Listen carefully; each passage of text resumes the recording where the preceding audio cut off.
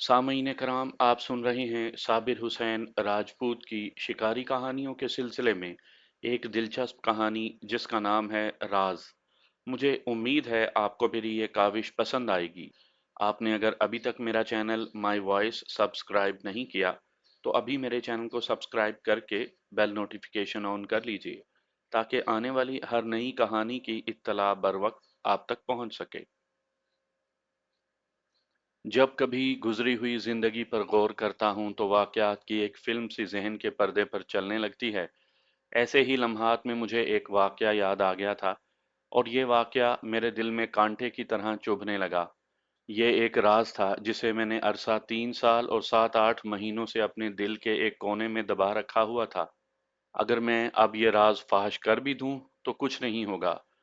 ये जिसका राज था वो फोत हो चुका। 3 साल गुजर गए हैं। वो अपने खानदान का आखिरी फर्द था। दूसरा खानदान जिसके साथ उसका ताल्लुक था वो भी समझो खत्म ही हो गया।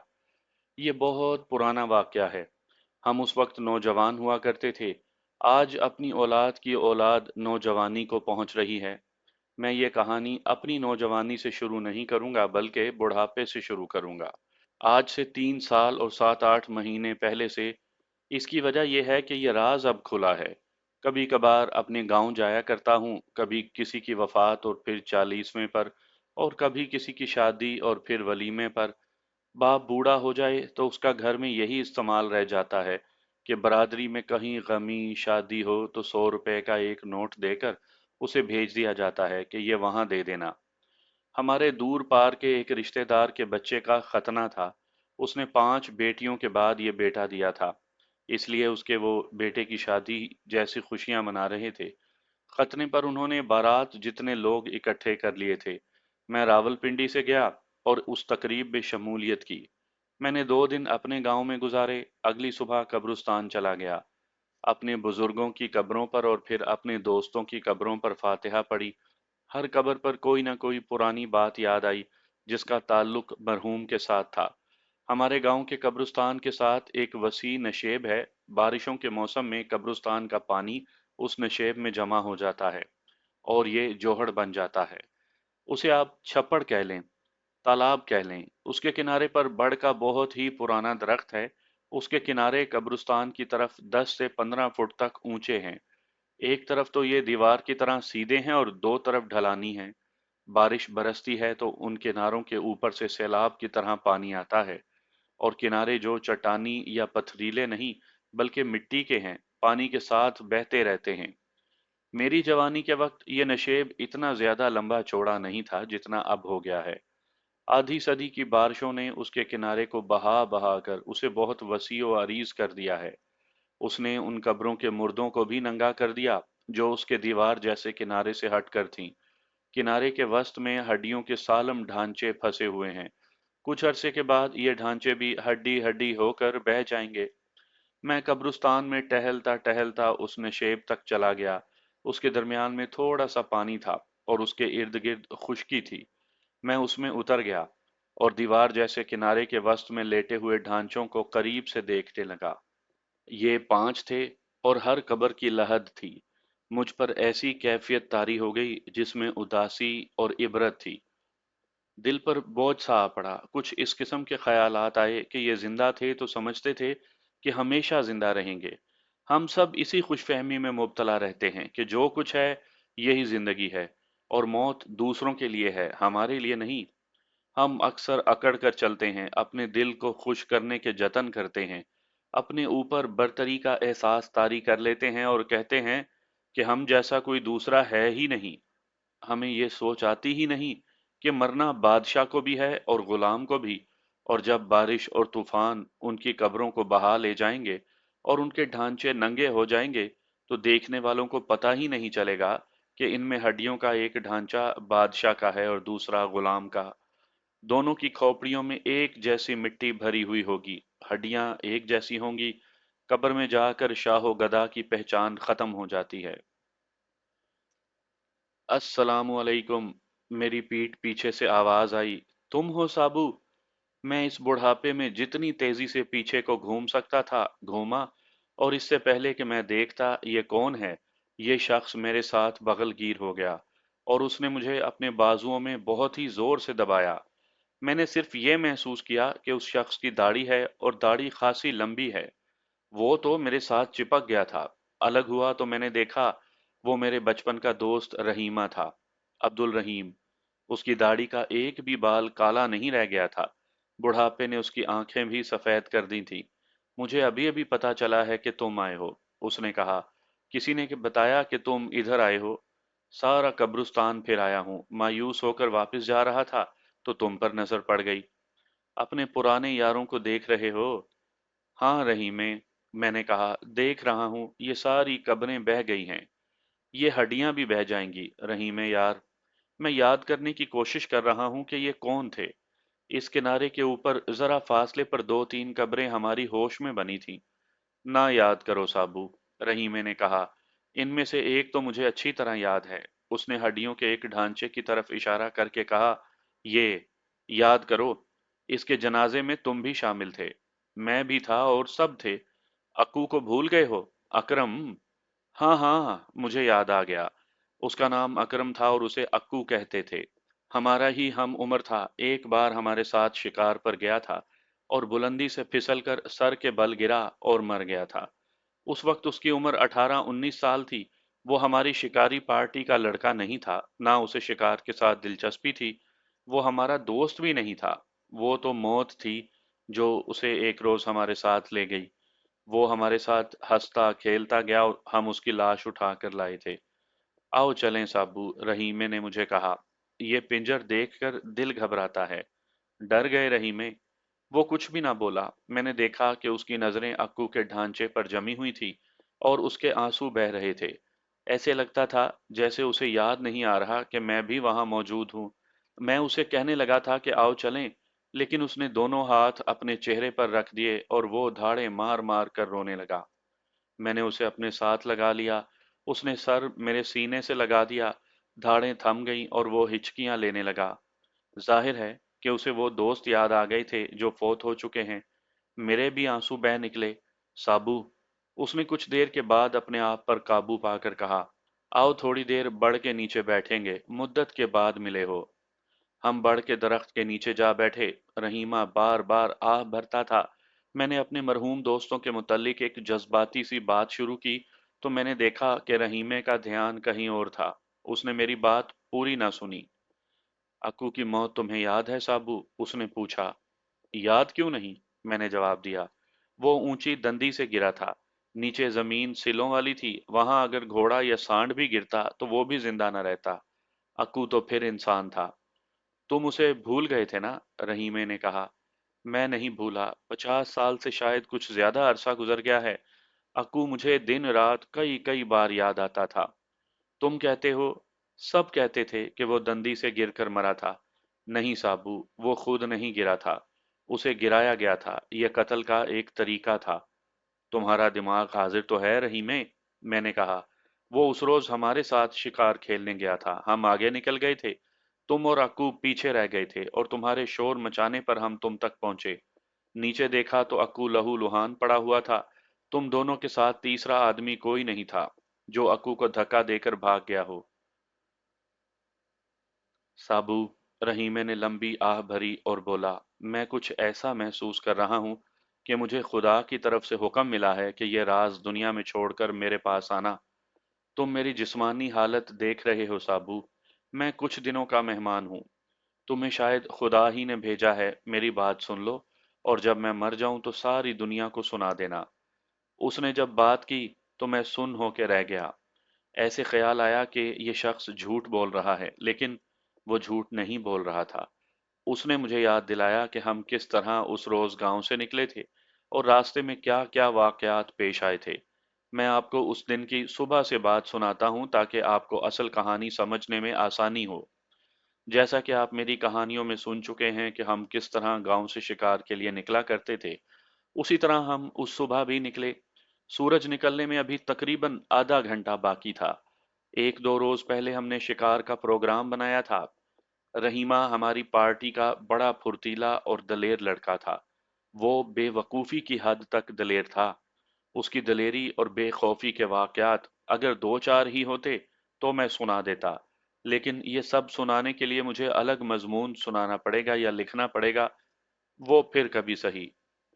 हम जब एक रोज पहले शिकार का प्रोग्राम बना रहे थे तो पहला सवाल ये सामने आया कि किस तरफ जाना चाहिए।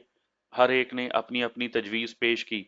रहीमे ने एक ऐसा इलाका बताया जहां हम पहले कभी नहीं गए थे। उस इलाके को जानते जरूर थे।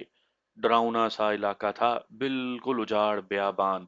जमीन तो हमारे खित्ते में कहीं भी हमवार नहीं, लेकिन उस इलाके के खदोखाल कुछ और ही किस्म के थे। गहरे नशेब थे जिनके किनारे दीवारों जैसे थे। ऊपर कहीं कहीं जमीन हमवार थी। उन हमवार टुकड़ों में से बाज तंग होते होते एक चौड़ी दीवार की सूरत इख्तियार कर लेते थे। उनकी बुलंदी से डर लगता था। यूं महसूस होता था जैसे आप दो मंजिला बल्कि सह मंजिला मकान की मुंडेर पर चले जा रहे हों। दोनों तरफ गहरे और वसी नशेब और खड्ड थे। दरख्तों की बहुतात थी। उस इलाके में एक कस यानी बरसाती नाला भी गुजरता था, जो इलाके की शक्ल सूरत की वजह से थोड़े थोड़े फासले पर मुड़ता था। उसके किनारे दीवारों की तरह ऊंचे थे, जिन्हें हमारी जबान में दंदियां कहते हैं। ये सारा इलाका दंदियों का ही था। उनमें शिगाफ थे जो गारों जैसे थे। उनमें गीदड़, सै, गो और खरगोश वगैरह रहते थे। वहां भेड़िए भी थे, लेकिन ज्यादा नहीं। आजकल तो उस इलाके के खदोखाल वैसे नहीं रहे जैसे मेरी नौजवानी के वक्तों में थे। इतनी मुद्दत की आंधियों और बारिशों ने टीलों और दंदियों को बहा बहा कर और उनकी मिट्टी उड़ा उड़ा कर बराबर कर दिया है। उनके तोदे गिरते और बारिशों में बहते रहे हैं। लोगों ने दरख्त काट काट कर खत्म कर दिए हैं। बाज पुराने गांव उजड़ गए हैं और जो बाकी रह गए थे वो फैलकर बड़े गांव बन गए हैं। जब से खानदानी मंसूबाबंदी के चर्चे शुरू हुए हैं, आबादी इतनी बढ़ गई है कि हर तरफ आदमजाद ही नजर आते हैं, और जिन जानवरों और भेड़ियों का हम शिकार खेला करते थे वो गायब हो चुके हैं। ये मेरा मुशाहिदा है कि जब से नया तमद्दुन या नया कल्चर और दुबई और इंग्लैंड का पैसा देहात में आना शुरू हुआ, घरेलू झगड़े बढ़ गए। मियाँ बीवी के आपस के झगड़े जो हमारे वक्तों में खाल खाल होते थे, अब घर घर का मामूल बन गए हैं। बीवियां रूठ रूठ कर मैके जाती और आती रहती हैं। मियाँ बीवी के दरमियान अदावत रहती है, लेकिन बीवियां बच्चे पैदा करने से बाज नहीं आती। मैं बात किसी और तरफ ले गया हूँ। मैं उस इलाके का नाक नक्शा बयान कर रहा था और बात आज की आबादी पर आ गई। मैं एक बात जरूर कहूंगा कि आज हमारा इलाका तरक्की कर गया है। पक्के मकानों की बहुतात हो गई है। कोठियों और बंगलों जैसे मकान भी आम हो गए हैं। ये बाहर के पैसे की बरकत है। देहात में कारें, स्कूटर और मोटरसाइकिलें भी पहुंच गई हैं। बिजली भी आ गई है। अगर दो दो तीन तीन दिन बिजली बंद रहती है तो ये लोगों की किस्मत और अल्लाह की मर्जी। ये शिकायत तो कोई नहीं कर सकता ना कि देहात बिजली से महरूम है। इस किस्म की तरक्की तो बहुत हुई, लेकिन हमारे वक्तों वाला खलूस और प्यार नहीं रहा। बनावट और डिप्लोमेसी आ गई है। कभी ख्याल आता है कि इन लोगों से तो गीदड़, खरगोश और भेड़िए ही अच्छे थे। हाँ, तो मैं कह रहा था कि रहीमे ने पुरजोर तरीके से कहा कि उस इलाके में चलना चाहिए। ये इलाका हमारे गांव से तकरीबन 9 मील दूर था। रहीमा कहता था कि वहां भेड़िए हुए तो मजा ही आ जाएगा। कुछ दिन पहले उस इलाके की तरफ से आने वाले एक आदमी ने बताया था कि वहां 4-5 भेड़िए देखे गए हैं। हमें चूंकि खतरों से और एडवेंचर से प्यार था, इसलिए हमने कहा कि उधर ही चलेंगे। मुझे ये भी याद है कि महीना सितंबर का था। हम हस्बे मामूल गांव से उस वक्त निकले जब सुबह अभी धुंधली थी। मुझे याद है कि उस सुबह मेरे दिल पर बोझ सा था। 20 साल की उम्र में दिल पर किसी किस्म का बोझ नहीं हुआ करता, लेकिन मैं साफ तौर पर महसूस कर रहा था कि शिकार पर जाते तबीयत में जो बशाशत और जो बेफिक्री हुआ करती थी, वो नहीं थी। उस सुबह एक बात मामूल के खिलाफ थी। मैं जब भी शिकार पर जाया करता था तो माँ मुझे कोसनों और बड़ी दिलचस्प गालियों से रुखसत किया करती थी, और जब वो मेरे होंठों पर मुस्कुराहट देखती तो गालियों की रफ्तार तेज और अपना वॉल्यूम ऊंची कर दिया करती थी। वालिद साहब बड़ी मुश्किल से हंसी पर जब्त रखते थे। कभी उनकी हंसी निकल जाती तो तोप का मुंह उनकी तरफ हो जाता था। मगर इस सुबह मेरी वालदा बिल्कुल ही खामोश रहीं। मेरी तरफ देखा तक नहीं। उसके चेहरे पर अजीब सी संजीदगी थी। उसने साथ ले जाने के लिए 2 पराठे और अंडे पकाकर दस्तरखान में बांध दिए। उसने सिर्फ इतनी बात की, पराठे रसोई में बंधे पड़े हैं। मैंने पहली बार महसूस किया कि आज माँ नाराज है। माँ की गालियों में तो दुआएं हुआ करती थी। गांव से निकलते हुए मेरे कदम रुकने लगे और दिल से जैसे आवाज आई हो कि वापस जा साबू, माँ को राजी करके आ। मैंने अपने सबसे ज्यादा अजीज दोस्त शहबाज खान को बताया कि मैं क्या महसूस कर रहा हूँ। सच मानना साबू, शहबाज खान ने कहा, मेरी अपनी हालत कुछ ऐसी ही हो रही है। मालूम नहीं कि क्या वजह है। उस रोज हमारे साथ 10 या 11 कुत्ते और हम 13-14 लड़के थे। सब बिखरे हुए जा रहे थे। मैं और शहबाज खान इकट्ठे चल रहे थे। मेरा एक और जिगरी यार अफजल हमारे पास आ गया। उसका खूनखार बूली उसके साथ था। रात बड़ा डरावना ख्वाब देखा है, अफजल खान ने कहा। अभी तक उसका दिल पर असर है। एक वीराना है। एक दरख्त बिल्कुल सीधा ऊपर को इतना ऊंचा चला गया है जैसे आसमान को छू रहा हो। उसकी चोटी से हमारे गांव का एक लड़का गिर रहा है। वो हमारे दोस्तों में से कोई है, मालूम नहीं कौन है। वो उल्टा सीधा होता नीचे को आ रहा है। मैं दौड़कर नीचे जा खड़ा होता हूँ और बाजू आगे को करके कहता हूँ कि इसे मैं जमीन पर नहीं गिरने दूंगा, अपने बाजुओं पर रोक लूंगा। लेकिन वो करीब आता है तो चील बन जाता है। फिर वो चील की तरह चीखता उड़ जाता और नजरों से ओझल हो जाता है। ये कोई इतना डरावना ख्वाब तो नहीं, शहबाज खान ने कहा। तुम इतना डर रहे हो। आंख खुली तो दिल पर खौफ था, अफजल ने हंसते हुए कहा। खौफ दरअसल ये था कि वो लड़का हमारे दोस्तों में से था। हमने अफजल का ये ख्वाब और खौफ हंसी मजाक में उड़ा दिया। लेकिन साफ पता चलता था कि हमारे हंसी मजाक में कुछ मिलावट है। इतने में मेरी नज़र रहीमे पर पड़ी तो मुझे ये देखकर बहुत कोफ्त हुई कि उसके साथ अक्कू था, जिसका पूरा नाम अकरम था। आधी सदी के बाद बड़ के नीचे बैठे हुए मुझे उसका हड्डियों का पिंजर दिखाई दे रहा था। ये कंजर अक्कू किस तरह साथ आ गया? मैंने शहबाज और अफजल से पूछा। मेरा ख्याल है रहीमा उसे साथ लाया है, शहबाज या अफजल ने कहा। अच्छा नहीं लगता, वरना मैं उसे कह दूं कि अक्कू यार तुम घर चले जाओ। हमारा तुम्हारा कोई जोड़ नहीं, कोई साथ नहीं। अगर रहीमा उसे साथ लाया है तो मैं रहीमे को जूते मारूंगा, मैंने कहा। अक्कू हमारी महफिल का लड़का नहीं था। उसकी जहनियत और फितरत हम सब से मुख्तलिफ थी, बल्कि हम सब से बिल्कुल उलट थी। वो ओछा और छिछोरा था। उस वक्त उसकी उम्र 18 साल के लगभग थी। मेरी और रहीमे की उम्र 20 साल होगी। अक्कू सूबेदार मेजर का बेटा था। एक तो उनकी अपनी जमीन बहुत थी और नहरी इलाके में कुछ मुरब्बे अंग्रेजों ने दे दिए थे। आजकल के सूबेदार और सूबेदार मेजर तालीम याफ्ता और तहजीब याफ्ता लोग होते हैं। अंग्रेजों के वक्तों में सूबेदार वगैरह अनपढ़ होते या 2-3 जमातें पढ़े हुए होते थे। अफसरी उनके दिमाग खराब कर देती थी और वो अपने आप को तालीम याफ्ता लोगों से भी बरतर समझते थे। गांव में आकर वो हाकिमों जैसी ओछी और मुज़हिका खेज हरकतें किया करते थे। उनकी देखा देखी उनके बेटे भी अपने आप को हर किसी का हाकिम बना लेते और इंतहाई बदतमीज हो जाते थे। अक्कू ऐसे ही एक सूबेदार मेजर का बेटा था। उसमें शाइस्तगी नाम को नहीं थी। बड़ों का अदब लिहाज उसकी नज़रों में था ही नहीं। उसकी सबसे ज्यादा बुरी आदत ये थी कि गांव की जवान लड़कियों को घूरता रहता था। उसके मुतल्लिक सुना करते थे कि नहरी इलाके में अपने मुरब्बों पर कभी कभार जाता था तो महीना 1.5 महीना वहीं गुजारता था और मज़ारों की लड़कियों के साथ झक मारता था। हमारे गांव में इस किस्म की हरकत पर बड़ी सख्त पाबंदी थी और डिसिप्लिन था। बड़े छोटों पर नजर रखते थे। किसी का बाप किसी और के बेटे को किसी गलत हरकत पर 2-3 थप्पड़ मार सकता था। असल बात यह थी कि गांव की औरतों को हर शख्स अपने गांव की इज्जत समझता था। कुछ ऐसी ही वजूहात थी कि मर्द ज़हनी और जिस्मानी तौर पर सेहतमंद रहते थे। कहानी तो मैं और कोई सुना रहा हूँ, लेकिन एक बात जरा वाजिया कर दूं। मैं अक्सर कहा करता हूँ कि हमारे वक्तों के नौजवानों के इखलाक और किरदार साफ सुथरे थे। इसका ये मतलब नहीं कि हमने दाढ़ियां रखी हुई थी और हम हाथों में तस्बीह लिए फिरते थे और जब अजान होती थी तो हम कामकाज छोड़ छाड़ मस्जिद को दौड़ पड़ते थे। हमारी नौजवानी का ज़माना खिलाफत राशिदा का ज़माना नहीं था कि ज़रा सी भी कोई गलत हरकत नहीं होती थी।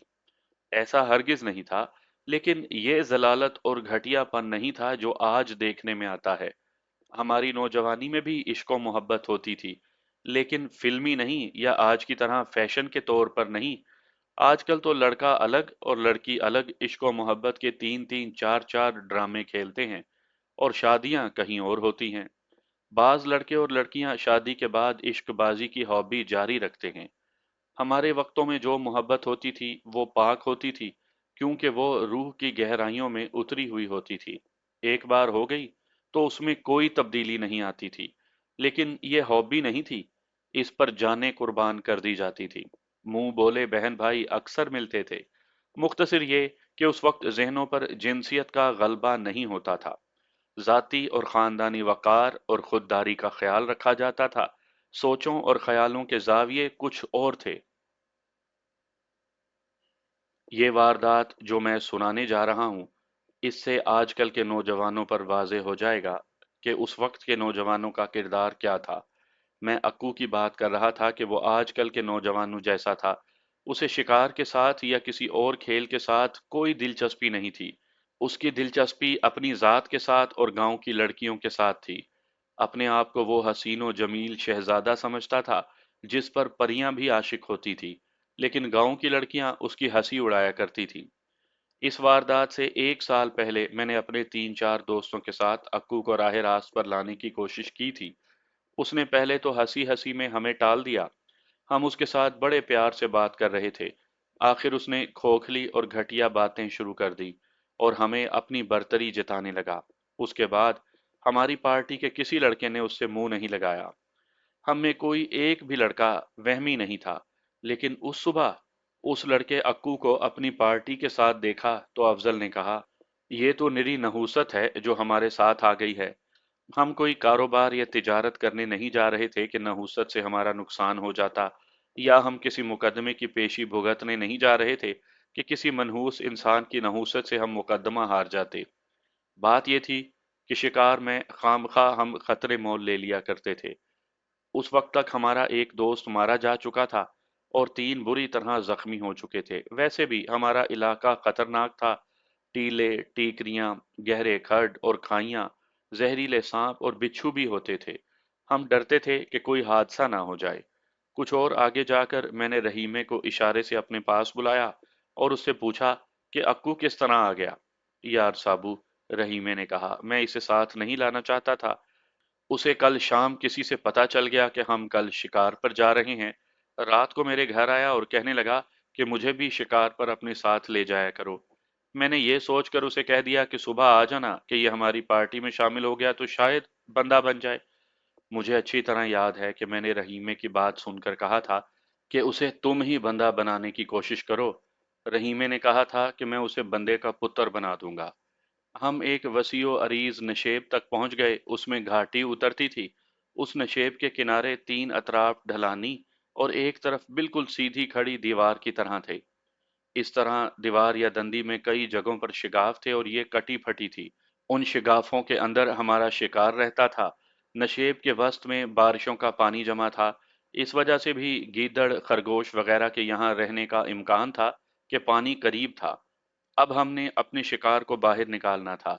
हम नशेब में उतरने ही लगे थे कि किसी झाड़ी से 2 खरगोश निकले और आहिस्ता आहिस्ता चलते हुए फुदकते पानी की तरफ चल पड़े।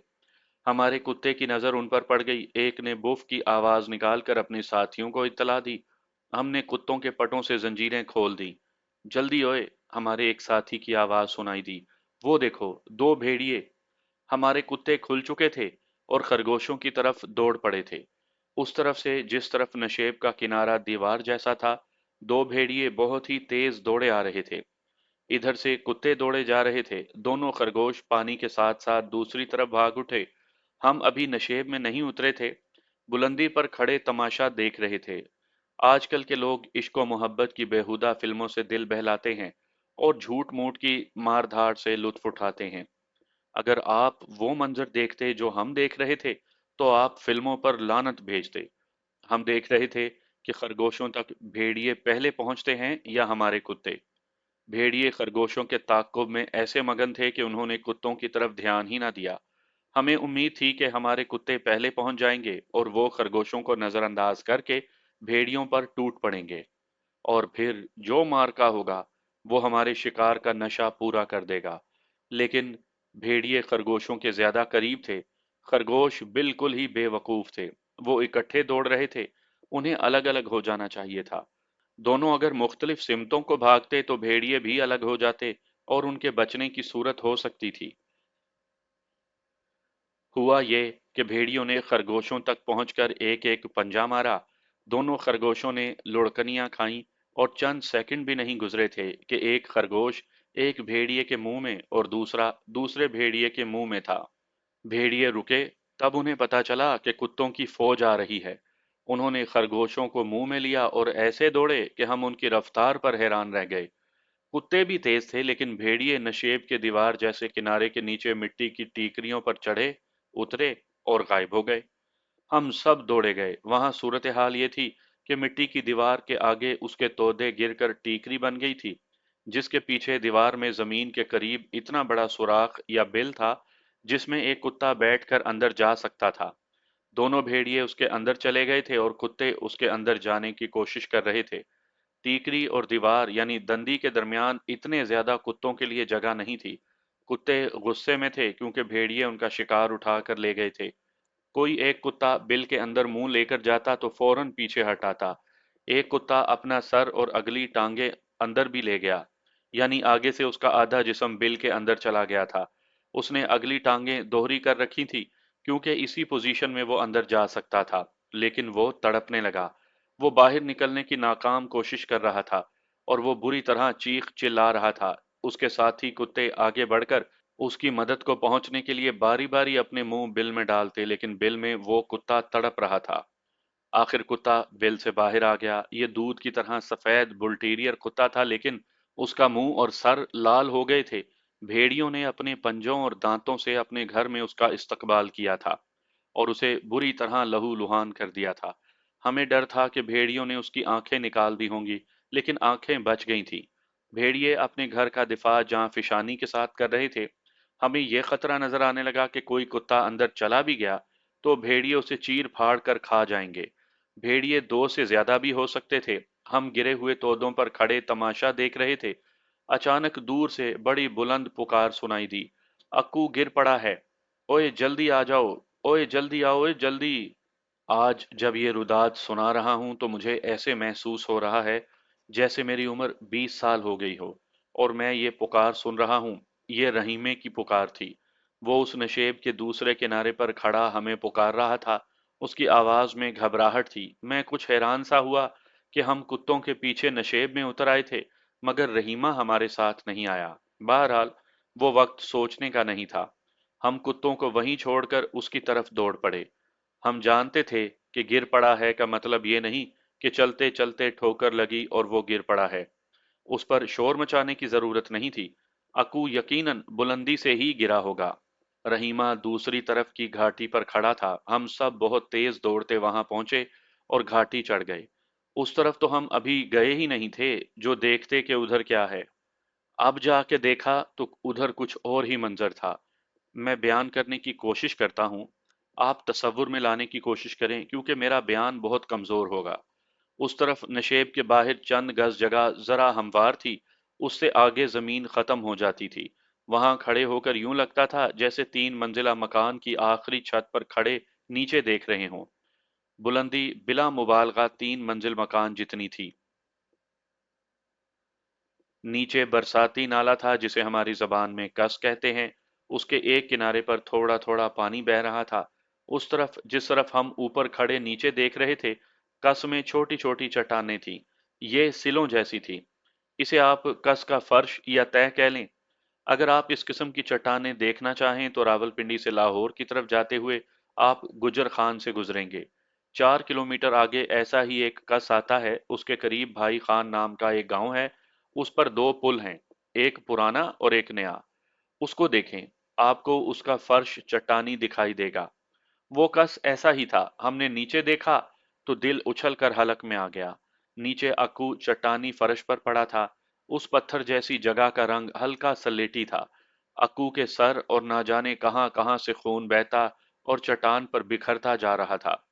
इतनी बुलंदी से इतनी सख्त जगह पर गिरकर उसके जिंदा रहने का कोई इम्कान नहीं था। हमें कुत्तों की तो होश ही न रही। दाएं बाएं देखा तो कुछ दूर एक घाटी नजर आई जो कस में उतरती थी। हम उस तरफ दौड़ पड़े और कस में चले गए। अक्कू का सर खुल चुका था और उसके चेहरे की हालत बड़ी ही डरावनी हो गई थी। नब्ज देखी बंद हो चुकी थी। उसकी लाश हमारे एक दोस्त ने उठाकर कंधे पर डाल ली। हमारे कुछ दोस्त कुत्तों को वापस लाने के लिए चले गए। मैं सोच रहा था कि हम सबको क्या सजा मिलेगी। सबसे पहले तो हमारे लिए शिकार ममनू करार दे दिया जाएगा। ये बाद की बात थी। मैं पहले ही महसूस कर रहा था कि आज कोई हादसा होगा। अफजल का ख्वाब सच्चा हो गया था। उसने एक बहुत ऊंचे दरख्त से एक आदमी को गिरते और चील बनकर उड़ते और गायब होते देखा था। अक्कू इस दुनिया से उड़कर गायब हो गया था। ये गिरा कैसे था रहीमे? हमने पूछा। ये मेरे साथ आया था, इसलिए मैं इसके साथ रहा। रहीमे ने कांपती और रोती हुई सी आवाज में कहा। इसे शिकार के साथ जरा सी भी दिलचस्पी नहीं थी। इसे तो मौत हमारे साथ ले आई थी। तुम सब जब कुत्तों के पीछे नीचे को दौड़े थे, उस वक्त मैं भी दौड़ने लगा। अक्कू से कहा कि आओ मेरे साथ। मेरा कुत्ता पहले ही कुत्तों के साथ नीचे चला गया था। अक्कू ने मुझे रोक लिया, कहने लगा, आओ उधर आगे चलें। कुत्तों के साथ दौड़ना मुझे अच्छा नहीं लगता। मैंने उसकी बात मान ली और हम उधर चले गए। आगे कस की दंदी थी। मैंने उसे कहा कि आगे ना जाना, दंदी कच्ची है, गिर पड़ोगे। लेकिन उसके दिन पूरे हो चुके थे। उसे तो खुदा ने इशारा दे दिया था कि आगे हो जाओ और गिरो। मैं उसे आगे होने से मना कर ही रहा था कि वो आगे जाकर झुककर नीचे देखने लगा। उसके पांव के नीचे से छोटा सा तोदा सिरक गया और अक्कू अपना आप संभाल ना सका, आगे को गिरा। और लंबी बातें क्या सुनाऊं कि हमने कुत्तों को किस तरह काबू किया और अक्कू की लाश किस तरह उठा कर लाए। लाश हर लड़के ने बारी बारी कंधे पर डालकर उठाई। सबके कपड़े खून आलूद हो गए और जब हम गांव में पहुंचे तो कोहराम मच गया। अक्कू जैसा कैसा भी था, वो माँ बाप का इकलौता और नौजवान बेटा था। हम सब की माएं हमारे कपड़ों पर खून देखकर हम पर टूट पड़ी। हर माँ का ख्याल था कि उसका बेटा जख्मी है। माँओं ने जब देखा कि हम में से किसी को कुछ नहीं हुआ, तो उन्होंने हमें गालियां देना शुरू कर दी। अक्कू की माँ बेहोश हो गई। उसकी बहनों ने सीना कोबी के साथ बाल भी नोच लिए। गांव में करबला का मंजर था। बड़ों में से बाज हमें गालियां दे रहे थे और कुछ हमारी वकालत कर रहे थे। हालत तो बेचारे उस बाप की देखने वाली थी जिसका इकलौता बेटा मर गया था। मरने वाले का बाप होने के अलावा वो रिटायर्ड सूबेदार मेजर भी था। उस जमाने में सूबेदार मेजर गांव में आकर मेजर जनरल बन जाते थे। उस शख्स ने तो हम सब पर कत्ल का इल्जाम लगा दिया और गाली गलौज पर भी उतर आया। सबसे पहले राजा शहबाज खान के वालिद साहब ने उसका मुंह बंद करने के लिए कहा कि हम अपने बेटों को उछल कूद और दौड़ने भागने से कभी नहीं रोकेंगे। ये मर्द हैं, औरतें नहीं। जिस बाप को पसंद नहीं वो अपने बेटे को घर बिठा ले और इन लड़कों के साथ ना जाने दे। फिर मेरे वालिद साहब बोले। उन्होंने भी सूबेदार मेजर को बहुत कुछ कहा और ये भी कह दिया कि आपने हमारे बेटों को माँ बहन की गालियां दे डाली हैं, जो हमने इसलिए बर्दाश्त कर ली हैं कि आपका जवान बेटा मारा गया है। अगर आप ये कहते हैं कि आपके बेटे को मेरे बेटे ने या किसी के भी बेटे ने मारा है, तो मैं उसे आपके सामने खड़ा कर देता हूँ। आपके पास पिस्तौल भी है, दो नाली बंदूक भी है, उसे गोली मार दें। हम लड़कों को भी शह मिल गई। हमने बताया कि अक्कू को हम साथ नहीं ले गए थे, ना वो हमारा दोस्त था। वो अपने आप रहीमे के साथ चल पड़ा था। हमने तो गांव से दूर जाकर देखा था कि अक्कू भी साथ आ रहा है। रहीमा बोल पड़ा। अक्कू ने मुझे कहा था कि वो साथ चलना चाहता है। रहीमे ने कहा। मैंने कहा कि तुम हमारे साथ ना चलो, बहुत भाग दौड़ करनी पड़ती है और ये खतरा भी है कि तुम जमीन से वाकिफ नहीं हो। हम तो जानते हैं कि कहाँ पाँव दबा कर रखना है और कहाँ बचा कर रखना है। लेकिन वो मेरी बात ना समझा। मैंने उसे अपने साथ रखा। रहीमे ने सबको सुनाया कि अक्कू गिरा किस तरह है। फिर उसने कहा, मैं उसकी खातिर अपने दोस्तों के साथ कुत्तों के पीछे नहीं गया। फिर उसे मना किया कि दंदी के किनारे पर ना जाना, लेकिन वो ना माना और गिर पड़ा। इसमें किसी का कसूर नहीं, इमाम मस्जिद ने कहा। उसकी ऐसे ही लिखी थी। पहले ये कभी इन लड़कों के साथ नहीं गया था, आज मौत उसे ले गई। आपस में ना लड़ो, ये अल्लाह के काम हैं जिनमें कोई बंदा दखल नहीं दे सकता। आहिस्ता आहिस्ता खिंचाव खत्म हो गया। अक्कू को दूसरे दिन दफन कर दिया गया। उसकी कब्र उस जगह बनी जो नशेब के करीब थी। और अब आधी सदी के बाद रहीमा और मैं बड़ के दरख्त के नीचे बैठे एक बार फिर अक्कू को देख रहे थे। लेकिन अब वो हड्डियों का ढांचा था और अगली बारिशों ने इन हड्डियों को भी बहा ले जाना था। ये तो थी उस शिकारी मुहिम की कहानी जिसमें अक्कू मर गया था। लेकिन आज रहीमा कह रहा था कि वो गिरा नहीं, उसे गिराया गया था। मैं एक और बात आपको सुना दूं जो पहले नहीं सुना सका। अक्कू की वफात के बाद रहीमे में कुछ तब्दीलियां आने लगी थी। हम अक्कू के 40वें के बाद शिकार पर गए थे और रहीमे ने जाने से इनकार कर दिया था। फिर उसने अपना कुत्ता एक दोस्त को दे दिया और उसने पांचों वक्त बाकायदा नमाज पढ़नी शुरू कर दी। और जूं जूं वक्त गुजरता गया वो मजहब में गुम होता गया। उसने दाढ़ी रख ली थी, उसकी शादी हुई।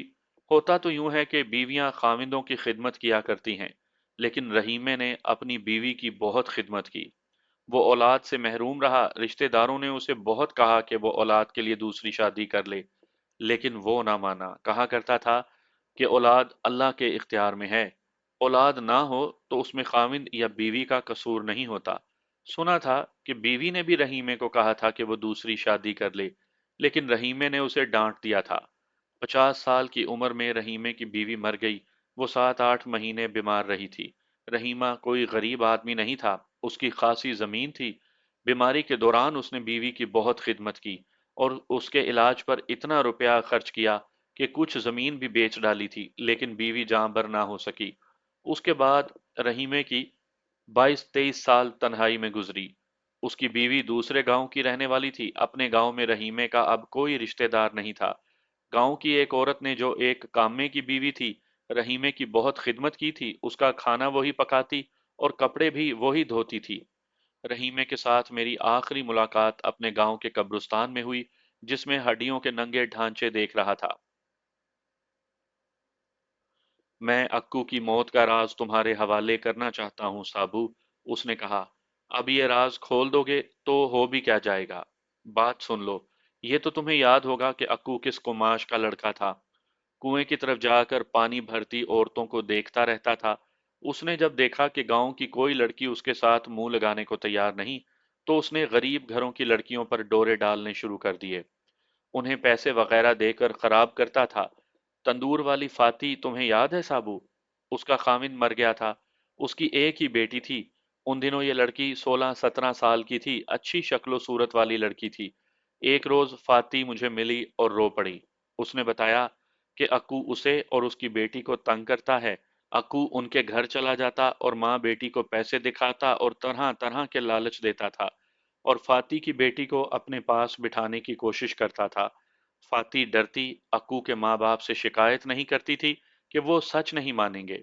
जब अक्कू ने देखा कि माँ बेटी उसकी बात नहीं मान रही, तो उसने उन्हें धमकियां देना शुरू कर दी। एक धमकी ये थी कि मैं इस लड़की का रिश्ता नहीं होने दूंगा। रिश्ते के लिए कोई आया तो उन्हें कहूंगा कि ये लड़की बदचलन है और इसकी माँ इसे ऊंची जातों के आदमियों से पैसे लेकर चलाती है। मुझे बहुत तैश आई। मैं सोचने लगा कि अक्कू को किस तरह लगाम डालूं। 2 दिन के बाद फाती फिर मिली। कहने लगी कि आज दोपहर के वक्त मैं तंदूर ठंडा करके घर गई तो घर में अजीब हाल देखा।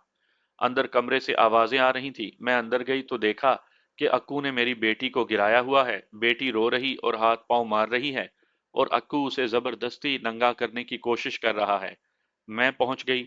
अल्लाह ने मेरी बेटी की इज्जत बचा ली, मगर अक्कू ये धमकी देकर चला गया कि मैं तुम्हारी बेटी को अगवा करवा के रावलपिंडी चकले में बेच आऊंगा। फाती कहती थी, मुझे बताओ मैं क्या करूं? गांव से चली जाऊं? अक्कू के बाप को बताऊं? मालूम नहीं साबू, मुझे खुदा का इशारा मिला या मेरी रूह का इशारा था कि मैंने फाती से कहा कि ना गांव से जाओ, ना अक्कू के बाप को बताओ। मेरे अल्लाह को मंजूर हुआ तो अक्कू से तुम्हारी जान छूट जाएगी, लेकिन किसी को ये पता न चलने देना कि तुमने ये बात मुझे बताई थी। तुम्हारी जबान पर एक लफ्ज ना आए। तुम पूछोगे साबू कि मैंने तुम्हें और दूसरे दोस्तों को क्यों नहीं बताया? इसलिए नहीं बताया कि अक्कू के साथ तुम्हारी बात हुई तो मामला बिगड़ जाएगा और फाती और उसकी बेटी की शामत आ जाएगी। मैंने इसलिए भी तुमसे बात नहीं की थी कि मेरे दिल में एक खतरनाक इरादा आ गया था। मैंने ये फर्ज अपने ऊपर ले लिया कि उस यतीम और बेसहारा लड़की की बेइज्जती का इंतकाम मैं ही लूंगा। मैंने इंतकाम लेने के तरीके सोचने शुरू कर दिए। सोच सोच कर एक ही तरीका सही लगता था कि अक्कू को शिकार पर ले चलते हैं। बात तो बहुत पुरानी हो गई है, फिर भी याद करने की कोशिश करो साबू। वो मैं था जिसने तुम सबको कहा था कि शिकार पर गए अरसा ही हो गया है। तुम सब फौरन तैयार हो गए थे। फिर ये बात हुई थी कि किस तरफ चलें। वो मैं ही था जिसने ये इलाका बताया और कहा था कि उधर चलेंगे। मैं अपने चचा के साथ 2 मरतबा इस इलाके से गुजरा था। मैंने जो तरीका सोचा था, उसके लिए यही इलाका सही था। हम शिकार के लिए निकले तो अक्कू को मेरे साथ देखकर तुमने मुझसे पूछा था कि ये किस तरह आ गया है। मैंने झूठ बोला था कि उसने जिद की थी कि मैं भी तुम्हारे साथ चलूंगा। हुआ दरअसल ये था कि मैंने 3-4 दिनों में उसकी तारीफें कर करके उसे दोस्त बना लिया था और उसे शिकार पर चलने के लिए मैंने तैयार किया था। मैंने उसे कहा था कि एक बार चल कर देखे कितना मजा आता है। वो चल पड़ा। खरगोशों के पीछे कुत्ते और भेड़ियों को दौड़ते देखकर अक्कू बहुत खुश हुआ। फिर जब तुम सब कुत्तों के पीछे दौड़ते हुए घाटी उतर गए, तो अक्कू ने मुझे कहा कि चलो हम भी चलते हैं। मैंने उसे कहा कि आओ मैं तुम्हें एक और चीज दिखाता हूँ। वो कुत्तों और भेड़ियों का तमाशा देखना चाहता था, लेकिन मैं उसे बहला फुसला कर उस जगह ले गया जहां से वो गिरा था। वो खुद वहां तक नहीं गया था, ना मैंने उसे रोका था। मैंने तो उसे कहा था कि आगे होकर नीचे देख। वो और आगे हो गया। मैं उसके करीब चला गया। वो जरा झुककर नीचे देख रहा था। मैंने पीछे से उसे धक्का दिया और वो पथरीली जगह पर गिर पड़ा। मुझे यकीन था कि वो जिंदा नहीं रह सकता। तुमने वो बुलंदी देखी है और नीचे जमीन भी देखी है। मेरा फर्ज अदा हो गया। मैंने यतीम और कुंवारी लड़की की बेइज्जती का इंतकाम ले लिया। किसी को शक तक न हुआ कि अक्कू को मैंने कत्ल किया है। इसका मुझे जर्रा जितना भी अफसोस नहीं था, लेकिन उसकी माँ और बहनों को मैं रोता देखता और उनके बैन सुनता था तो मेरे दिल को बहुत तकलीफ होती थी। मैं कहता था कि अल्लाह किसी को ऐसी बेहया और घटिया इखलाक की औलाद ना दे। मैं जब फाती और उसकी बेटी को देखता तो मुझे इत्मीनान हो जाता था कि मैंने कोई गुनाह नहीं किया। एक असर मेरे दिल पर ऐसा हुआ कि मैंने अल्लाह की इबादत शुरू कर दी। मैं सिर्फ ये दुआ मांगता था कि मैंने गुनाह किया है तो अल्लाह मुझे माफ कर दे। दिल में जो बेचैनी होती थी वो नमाज और दुआ से खत्म हो जाती और मेरी रूह को भी सुकून मिल जाता था। इस तरह मैं पक्का मौलवी बन गया। तुम्हें याद है कि फाती की बेटी की शादी हो गई थी। फिर मेरी भी शादी हो गई। औलाद की मुझे बहुत ख्वाहिश थी, जो अल्लाह ने मेरी किस्मत में लिखी ही नहीं थी। रिश्तेदारों ने कहा कि दूसरी शादी कर लो। मैंने अपने दिल से कहा कि मैं अपनी बीवी का दिल नहीं दुखाऊंगा। इसका मुझे इनाम यह मिला कि जिंदगी सुकून से गुजरी। मैं हड्डियों के इस पिंजर को पहले भी देख चुका हूँ। मैं कहा करता हूँ कि इंसान अपना ये अंजाम सोच ले तो वो मामूली सा भी गुनाह ना करे। मेरी बीवी मर गई तो मैं अकेला रह गया था। फाती कभी की मर चुकी थी। उसकी बेटी बुढ़ापे में दाखिल हो गई थी। उसने मुझे कहा कि हांडी रोटी और घर के कामकाज का फिक्र ना करना, मैं कर दिया करूंगी। उसने मेरी बहुत खिदमत की है और अभी तक कर रही है। उसके 2 बेटे जवान हो गए हैं, वो भी मेरी बहुत खिदमत करते हैं। कभी मुझे शक होता कि फाती और उसकी बेटी को मालूम हो गया था कि अक्कू को मैंने कत्ल किया है। मैं अब कुछ दिनों का मेहमान हूँ साबू। ये राज तुम्हें दे दिया है। मैं अपनी तरफ से एक बात कहूंगा। अब तो माशरे के अंदाज बदल गए हैं। रेडियो, रिकॉर्ड प्लेयर, टीवी और वीसीआर ने हमारे इलाके का किरदार ही बदल डाला है। ये वो इलाका है जहाँ के लोग सिर्फ शक की बिना पर कत्ल कर दिया करते और गैरत के नाम पर नारे लगाकर फांसी चढ़ा करते थे। अक्कू का कत्ल हमारे लिए कोई हैरान कुन वाकया नहीं था। दूसरी बात यह है कि रहीमा जरूरत से ज्यादा दलेर था। डर और खौफ का तो वो मतलब ही नहीं समझता था। मैं दूसरे दिन गांव से रावलपिंडी आ गया। 6-7 महीने बाद एक रोज इत्तला मिली कि रहीमा फौत हो गया है। मैं उसके जनाजे पर ना पहुंच सका। कुल में शरीक हो गया। पता चला कि वफात से 1 महीना पहले रहीमे ने अपनी जमीनें गांव के 3 गरीब से किसानों में तकसीम कर दी थी।